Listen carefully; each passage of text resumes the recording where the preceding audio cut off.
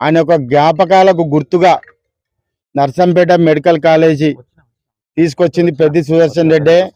ఏ నా కొడుకు అవునన్నా కాదన్నా కానీ ఖచ్చితంగా మెడికల్ కాలేజ్ తీసుకొచ్చింది పెద్ది సుదర్శన్ రెడ్డి అని. కాబట్టి ఆయన గుర్తుగా ఒక ప్రైవేట్ స్థలంలో ఇక్కడ పెద్దలు లెక్కల విద్యాసాగర్ రెడ్డి గారు వారు 2 గుంటల స్థలం ఇవ్వడం, ఆ స్థలంలో 4 రోజుల క్రితం శంకుస్థాపన చేయడం కూడా జరిగింది.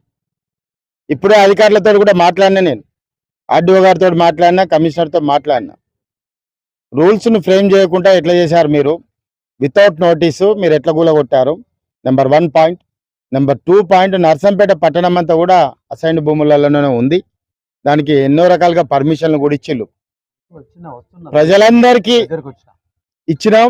ఇది నిన్నీవాళ పుట్టింది కాదు, నువ్వు నిన్నీయాల ఎమ్మెల్యే అయినవి, నిన్నీయాల పుట్టింది కాదు, నర్సంపేట పుట్టిన కాంచి కూడా. మరి అటువంటి పరిస్థితులలో సోయి లేకుండా ఒక దిక్మాలమైనటువంటి పరిస్థితి ప్రజలందరూ కూడా ఆకాంక్షించి ఇక్కడ ఏర్పాటు చేయాలని అనుకుంటే అధికారులకు చెప్పి చేయడం ఎందుకు, పాపం వాళ్ళని బలి చేయడం ఎందుకు? చేతనైతే రా, ఈడ కడతాం, ఈరోజు కడతాం, ఈడ విగ్రహం పెడతాము, చేతనైతే రండి, మేము కూడా మా దమ్మేందో చూపిస్తాం. ఇట్లా పిచ్చ చేయకండి. ప్రతి మండలంలో కూడా, ఇది నర్సంపేట టౌన్ అవుతుంది, ప్రతి మండలంలో కూడా సుదర్శన్ రెడ్డి గారు విగ్రహాలు పెడతాం. ఆపే మొగోడే ఉన్నాడో మేము కూడా చూస్తాం.